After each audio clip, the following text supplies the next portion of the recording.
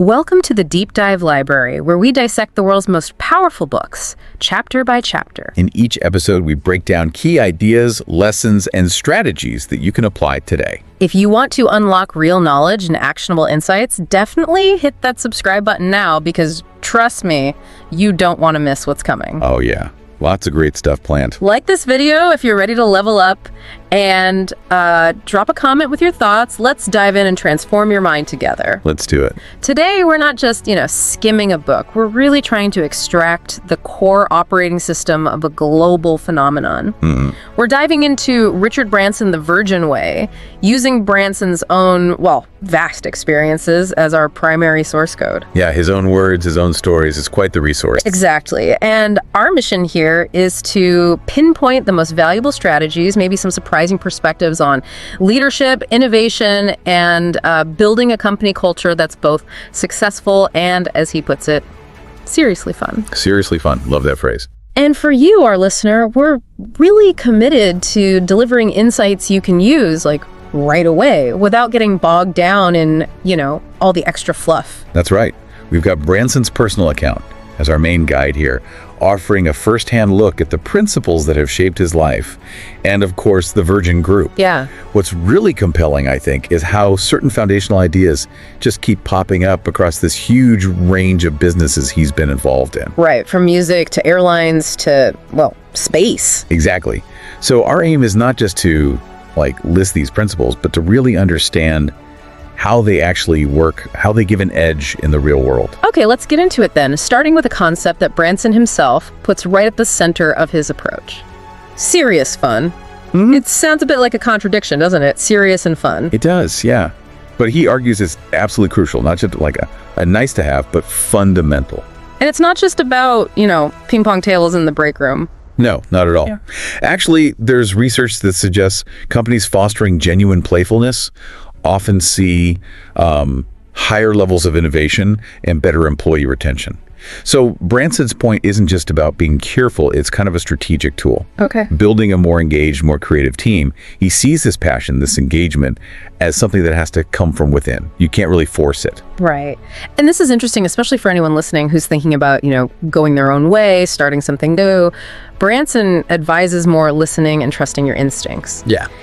It's almost like your inner drive is the engine, but you need to be super tuned in to what's happening around you to steer properly.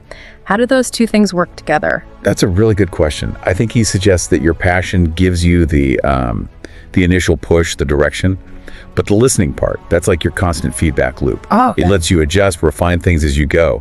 So it's having the confidence to follow your gut, sure, but also the humility to learn from the world, even if that means changing your mind. He talks a lot about his mother, Eve, her enterprising spirit, he calls it.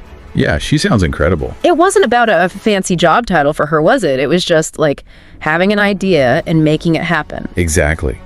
What really jumps out is her resourcefulness. Branson tells stories about how she managed every single stage of her little ventures, from the idea right through to selling the thing. Wow. And that really instilled in him that value of perseverance, sticking with it. And that classic advice too, never cry over spilt milk. Yeah. That early exposure to just, rolling up your sleeves and getting it done definitely shaped his own way of building businesses. And then there's that letter he shares from his parents, where they're, pretty worried initially about his choices, dropping out of school, taking these massive risks as they saw them. Right, that must have been tough. It's such a powerful reminder that even the most successful people often face doubts, even from the people closest to them. What's the sort of takeaway for us from that? Well, the really significant part is how they eventually came around. They recognized his, what they called, pig-headed determination, right, as the growing pains of a budding entrepreneur. It just highlights how important it is to give people space to follow their own vision, even if it looks a bit crazy from the outside. Their eventual trust, even after being worried sick, seems like it was pretty vital. Absolutely. It underscores that sometimes you just have to let people find their own path. Okay, let's switch gears a bit. Luck.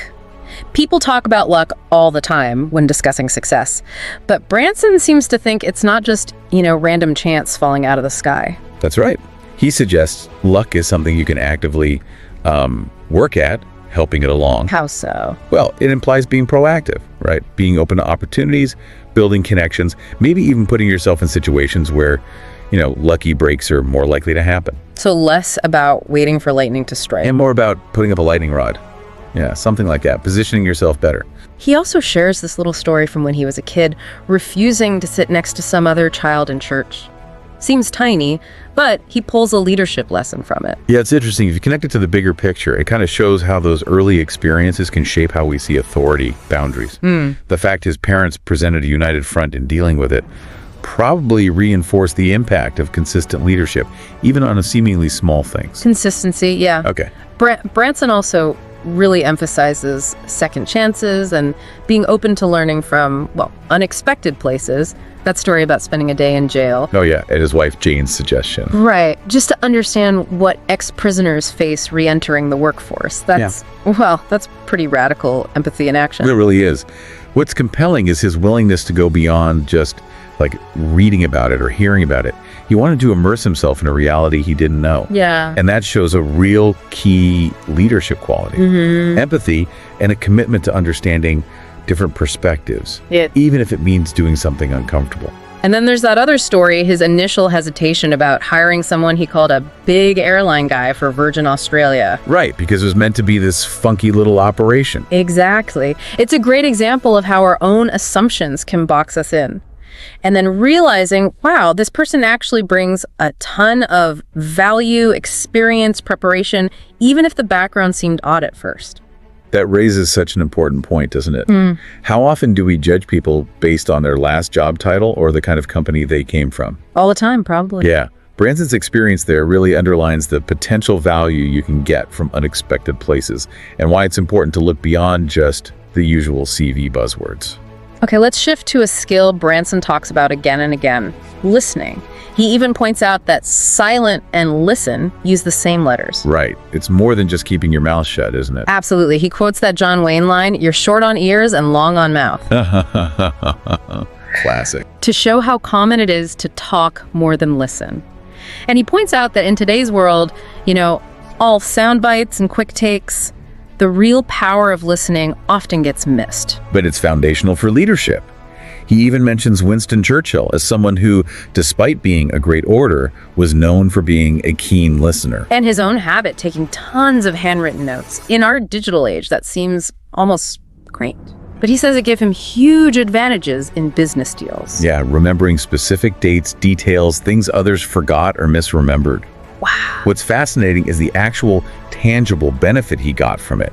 It wasn't just about jogging his memory. It showed a level of attention, of commitment that can be really powerful. People joked he must be secretly recording meetings. Exactly. It highlights how much impact that simple act of diligent note-taking can have. He even apparently kept notes on funny things his kids said to use in speeches later. That's brilliant. It's a reminder that observing and listening enriches everything, not just work. And that story about Stelios. The founder of EasyJet. Right. Who became Sir Stelios. Yeah. Taking meticulous notes during one of Branson's speeches and then going on to build this huge airline. That's a pretty powerful real-world case study for listening, isn't it? It absolutely is. It shows how actively engaging as a listener can spark incredible things. Yeah. Branson's sort of joking suggestion about a self-imposed crash course in listening more and talking less. Yeah. Well, it's advice many of us could probably benefit from, myself included. Huh. Me too.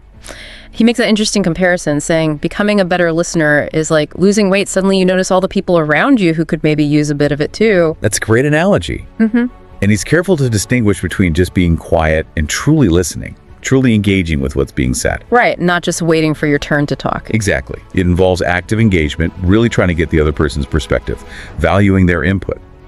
He mentions admiring George Whitesides for handling interruptions so gracefully that shows a level of focus and respect. And the quotes he includes from Virgin employees really drive it home, how much they value leaders who actually listen, even about personal stuff. It builds trust, opens communication. Totally. And Branson's focus on being accessible, being available to listen, regardless of someone's rank or the time of day, that really stands out against the more traditional, closed-door, hierarchical manager type. Yeah, the ivory tower thing. Right. By choosing these unconventional offices, living rooms, a hammock, whatever, he's physically showing that openness, making himself approachable, showing he's present and ready to listen. Okay, let's look outwards now, the customer perspective. He quotes Robert Burns. "Oh, what some power the gifty gie us, to see ourselves as others see us." To see ourselves as others see us, it's crucial. Emphasizing how vital it is to understand the customer's viewpoint. The example he uses of Netflix, when they messed up their pricing and service changes a while back. Oh yeah, that was a mess. It really shows the danger of not thinking about how customers will react, doesn't it? Absolutely. It's all about empathy, really putting yourself in the customer's shoes. That Netflix example is such a stark reminder of what can happen when you make big decisions in a vacuum without thinking about the people your business is supposed to serve. And the Virgin Cola story is interesting too. It wasn't really about Virgin Cola defeating Coca-Cola head on. No, Coke's way too dominant for that. Right. It was more about being nimble and capitalizing on some of Coke's own mistakes, like the whole new Coke fiasco. That's a really valuable insight. Sometimes the big opportunities come not from brute force competition, but from being really tuned into the market and spotting when a competitor stumbles. Yeah. Being agile. Yeah. And the philosophy behind Virgin Hotels trying to bridge that gap between too stuffy and too cool. Focusing on fun, cheekiness, making everyone feel valued. Guests and staff, that's key. It all comes back to that customer-centric, or maybe people-centric approach. He also pushes for trusting your own consumer-based instincts, like as a practical way to make investment decisions. And even suggests going undercover, testing your own company's customer service anonymously. That's very hands-on. It is. It's about getting out of the spreadsheet and actually experiencing your business like a customer would. That first-hand knowledge can be gold. Definitely provides insights you just won't get from reports. And those stories about hiring people from the big legacy airlines, Qantas, American Airlines, maybe surprising choices at first. Yeah, you think maybe a culture clash. Right. But they brought valuable experience, prepared strategies. It really highlights the benefit of looking beyond the usual suspects when hiring, valuing people who are prepared and just need an outlet for their ideas. It challenges that sort of not invented here syndrome, doesn't it? Yeah. Being open to bringing in deep experience, even from companies that seem very different, has clearly paid off for Virgin. Okay. Communication style. Branson's a big fan of keeping it concise.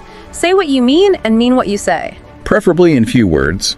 He's not a fan of that overly complex, indirect Sir Humphrey style of talking. No. He even suggests aiming for Twitter-like format. Anything longer than a page or a short email, he says, risks losing his attention. And Larry Page at Google apparently feels the same way. It shows a real respect for people's time and a focus on clarity. In today's world, being direct and brief is a huge advantage. It's actually kind of comforting to hear him admit the common fear of public speaking, glossophobia. Yeah, it makes him human. But he puts it in perspective, too. Says being a great speaker is nice, but it's probably not the only reason you'll get hired or promoted in most companies. It's a very pragmatic view. He talks about the pros and cons of teleprompters, how vital a backup plan is. Oh, yeah, the tech failing. Exactly. And he mentions Mark Twain's advice on the power of the pause. Yeah. The rightly timed pause. Apparently, Branson himself used to use little index cards with pause written on them. That's a great practical tip, and just reassuring people that nerves are normal, even helpful sometimes, and the best cure is practice. Solid advice. He even says he often tries to avoid formal speeches altogether if he can. Which suggests that sometimes just having real conversations can be more effective. Absolutely. Different situations call for different communication styles. He also hammers home the importance of being direct, decisive, avoid wishy-washy language, double negatives, adding maybe everywhere. Right. If you're unsure, the answer is, let me get back to you. But then you actually have to follow up. Crucial point. And he flags, I think, at the start of sentences as potentially undermining your point. Be more assertive. It's about projecting confidence and clarity. But alongside that directness, he stresses positive reinforcement. Gratitude. Those examples of handwritten thank you notes having a huge impact. Or surprising top performers with trips to Necker Island. That's pretty motivating. I'll say. It underlines that principle he mentions. KISS SSS. Keep it simple. Say something significant. Yeah, sums it up perfectly. Be clear, be impactful, and be appreciative. Now, mission statements. Branson seems pretty skeptical about the elaborate ones. Especially if the company doesn't actually live up to them. He points to Enron's statement as a prime example of empty words. Right. He prefers brevity, punchiness, suggests Twitter's character limit isn't a bad starting point. His view is that a mission statement is only useful if it actually drives commitment and is backed up by leadership actions. Otherwise, it's just wallpaper. He shares that palindrome, a man, a plant, a canal, Panama, memorable writing, but totally irrelevant for a mission. Oh, yeah. Yeah. He contrasts that with Ron's manifesto for Virgin Mega, all about scarcity, intimacy, the now. Much more focused. And then he reveals his own favorite mission motto for the Virgin Group. Screw it, let's do it. Yep. It's certainly concise, definitely action-oriented, and it really captures that Virgin vibe, doesn't it? Absolutely. Yeah, it's authentic. It reflects that bias for action, the willingness to take a chance, that bit of boldness. As missions go, it's memorable and feels real. So redefining leadership. Branson has a great quote. Leadership is the ability to hide your panic. Huh. I like that one. Yeah. Very honest. He also argues leadership isn't just for people with C in their job title. It's more collective. Everyone can lead in their own sphere. Yeah, he downplays titles on business cards. Says actions matter more. And he's critical of rigid corporate structures, prefers something more fluid, collaborative. Because standing still in business today is basically going backwards, right? Exactly. Things change too fast. Now, he admits good leadership comes in many styles, but poor leadership often shares common traits. Like? Well, he challenges the idea that a hands-off leader is always good. It could mean smart delegation, sure, or it could mean they're just burying their head in the sand. Okay. Like the Kodak story, ignoring digital photography because they were so invested in film. Precisely. A classic example of failing to adapt, clinging to past success. And he admits Virgin Megastores had a similar reluctance initially to fully embrace digital music. So it's about adapting, sometimes even unlearning old ways that don't work anymore. Definitely. And you see the impact of strong leadership in stories like Steve Jobs or Larry Page returning to Apple and Google. They had to kind of reinvent that startup energy, even in huge companies. It's amazing how one person can shift the trajectory. Though it's unpredictable, too. He mentions Ronald Wayne leaving Apple really early on. Missed out slightly there. Just a bit. It highlights the uncertainty. Branson also talks about Virgin Blue getting a lucky start in Australia because a competitor hit problems. Similar to how Virgin Atlantic benefited when British Caledonian struggled. Exactly. Sometimes challenges for others create opportunities for you. But he believes smart leaders kind of engineer their luck by being willing to take calculated risks. He also hates the one-size-fits-all approach. Uses the example of baseball caps. You need different sizes. You have to cater to different needs. Yeah, it sounds obvious, but many businesses forget it. He describes his own approach as being very inquisitive, asking almost silly questions sometimes, just to understand why things are done a certain way. Like questioning if 2 + 2 really has to equal 4. Maybe not that fundamental, but yeah, challenging assumptions, like in the early Virgin Atlantic days, pushing for electronic headsets instead of those old rubber tubes on planes. And suggesting just giving them away? Right. Challenging the norm to make the customer experience better. His view is nothing is ever a perfect 10. There's always room to improve. And what works in one place might not work somewhere else. He points to Apple's success partly being down to great customer service from real people in their stores. Yeah, that human touch. And he insists true customer loyalty can't really be bought with point schemes alone. It's earned through atypical incentives, creating real engagement beyond just the transaction. Like that story of the Virgin America team moving mountains to get a stranded entrepreneur to his investor pitch. Incredible story. That's exceptional service, creating a real emotional connection. His advice for newcomers is crucial too. Don't just try to play the established players at their own game. Innovate, offer something different, don't just undercut on price. Like Virgin Atlantic did early on in economy class. Better meals, those headsets, seatback TVs. Yeah, things we take for granted now, but they were revolutionary then, challenging the status quo by focusing on what passengers actually wanted. And entering the mobile phone market with Virgin Mobile, identifying an industry that was user-unfriendly, expensive, ripe for disruption. Sounds familiar, like the airline model again. Very similar. Leasing infrastructure, outsourcing, focusing on the brand and customer experience, but critically, finding the right people who really got the vision. He also touches on the constraints of being a public company, always focused on short-term shareholder value. Says it can stifle innovation, long-term thinking. Yeah, he mentions that Tubular Bells probably wouldn't have happened, maybe even Virgin Atlantic, if they'd been public then and solely focused on immediate returns. So taking Virgin private again was about getting back to doing things our way. Pretty much. Though he does acknowledge there are good disciplines startups can learn from public companies, like rigorous reporting. It's interesting where ideas come from. Virgin megastores were inspired by the vibe of Greek coffee bars. Apparently so. That ambiance, that social feel. And the Starbucks story, too, starting as just a bean seller. Yeah. Shows how markets evolve, and sometimes you miss the bigger opportunity right under your nose. Imagine if Starbucks had stuck with its original planned name, Pequod. Doesn't quite have the same ring to it, does it? Not really. He uses this great analogy for Virgin Mobile USA competing against giants like AT&T. Little dogs, but sharp teeth. Meaning nimble, clever marketing, like that cost-effective response they did to a big British Airways ad, riding their coattails, basically. Being able to react quickly is a huge advantage when you're smaller. Definitely. And their decision to go ahead with their music festival during a recession, even offering special treatment for pink slip VIPs who'd lost their jobs. Wow. Shows real understanding and empathy for their audience, connecting on a human level. He tells that story about Leonardo da Vinci designing a futuristic bridge centuries ago, but it got rejected by the powers that be. Yeah. Highlights how established players often resist radical innovation. It's threatening. Branson finds that French saying, "the more things change, the more they stay the same," kind of true. Recent Virgin innovations often echo earlier ideas, like creating welcoming spaces. Right, like the evolution of the megastores into these tourist destinations in Paris and Times Square, creating unique experiences people wanted.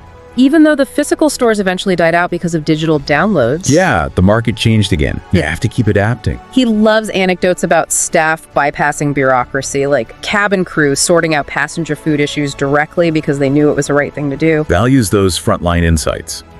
And the whole Northern Rock acquisition, reinventing it as Virgin Money, another example of disrupting a stuffy industry. Making the Virgin Money lounges welcoming to everyone, not just customers, that reflects their everybody better off idea. Yeah, the EBO credo. It's about giving people the benefit of the doubt, encouraging innovation by trusting them. He draws parallels between his journey and Sarah Blakely's, the founder of Spanx. Right. No university, original product idea, learning by doing, slightly cheeky brand name. Building a huge company through smarts and innovation. But he also talks about failures, like the Paris with Butlers idea on Virgin Atlantic. Didn't quite take off, apparently. But his point is, even failures teach you something. Sometimes they even generate good press. True.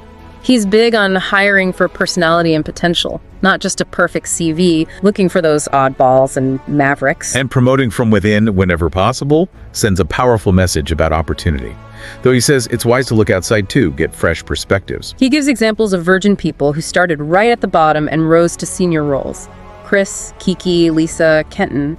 Shows it's possible. Absolutely, but then also hiring someone like David Cush from American Airlines shows they value bringing in external experience when it makes sense for a smaller, more agile setup. He touches on adapting to modern work too, like Netflix focusing on output, not hours worked, especially with remote communication being so prevalent. Yeah, the old time-off policies don't always make sense when people are always connected anyway. It requires rethinking things. But underpinning all of this strategy, he says, is culture. A strong corporate culture is the foundation, more important even than brilliant visionary leadership. He credits Virgin's success largely to that people-first culture, right from the early days of the record shop. Yeah. He shares that story about him and Herb Kelleher from Southwest Airlines at a conference. Two peas in a pod, apparently. Both totally believed in the power of a fun, family-like culture, valuing your people above all else. And Southwest's success came from doing things differently too, right? Point-to-point routes, quick turnarounds. Exactly. Sticking to their own strategy, not trying to be like the big legacy carriers.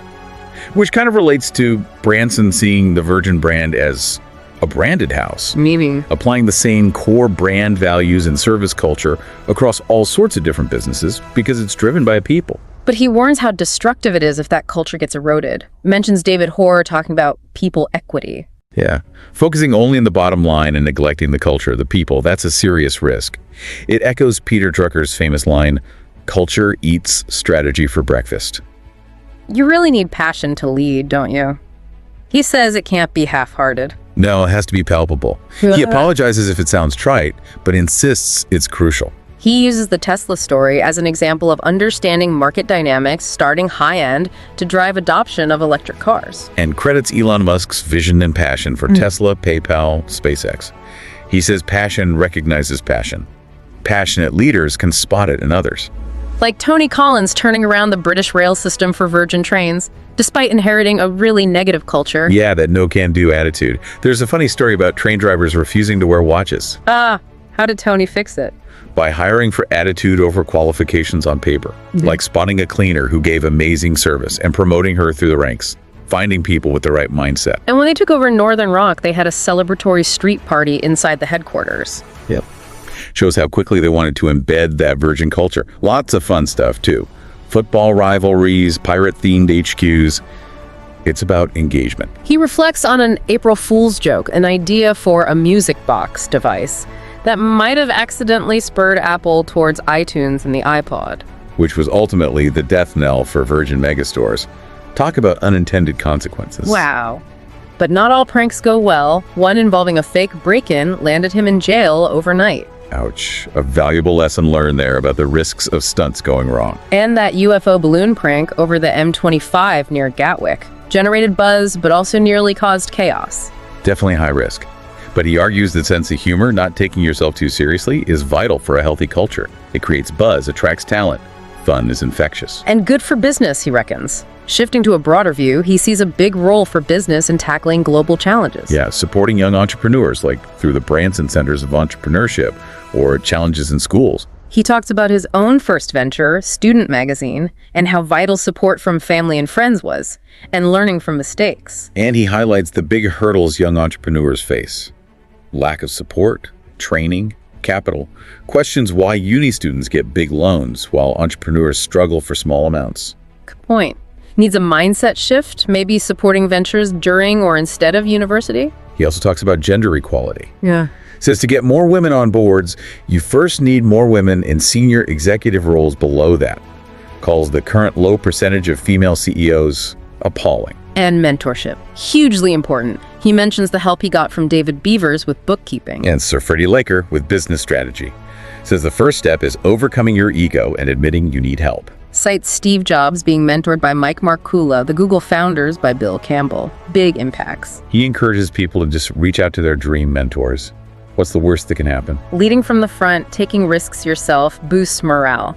Like Admiral Nelson. Yeah, the courage needed in business today might be less physically dangerous, but it's still vital for building a strong team. He really credits Sir Freddie Laker as an inspiration, the pioneer of low-cost flying, bold, hands-on leadership. Even though Laker Airways eventually went under, pressured by the establishment carriers. But Laker's advice to Branson was invaluable, right? Especially the sue the bastards line regarding British Airways. Absolutely. Led to a massive legal win for Virgin Atlantic. And another piece of Laker's advice apparently shaped Branson's whole long-term business approach. He's good at self-deprecation, too.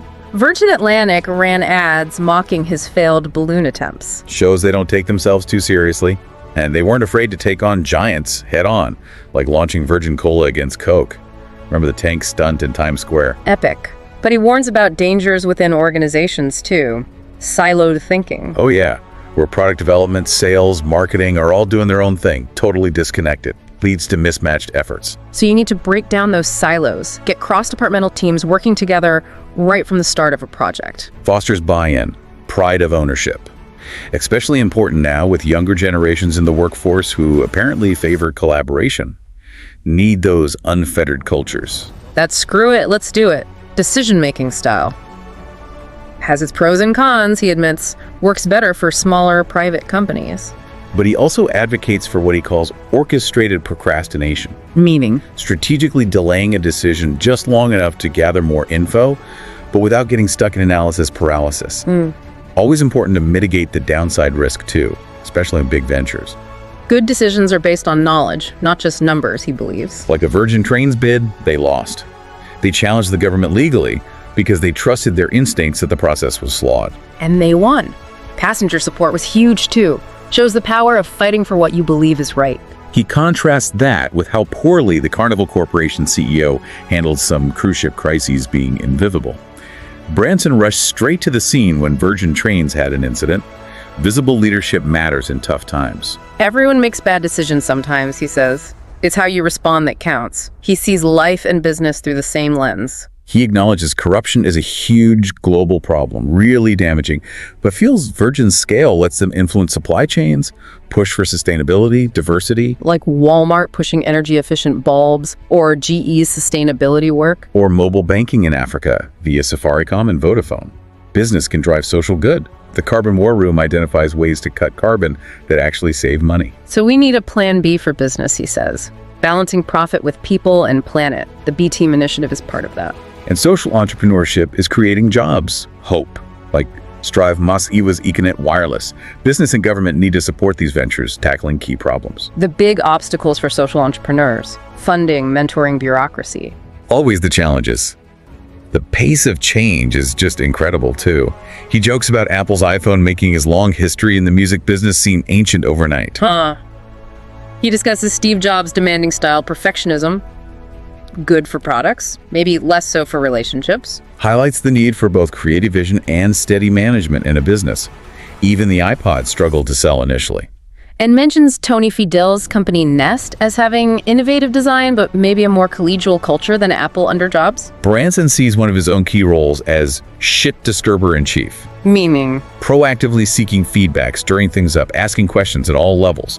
Needs a culture where everyone feels safe speaking up. Okay, so to wrap up, he boils it down to 10 key lessons. Let's see if we can remember them. 1. Have fun. 2.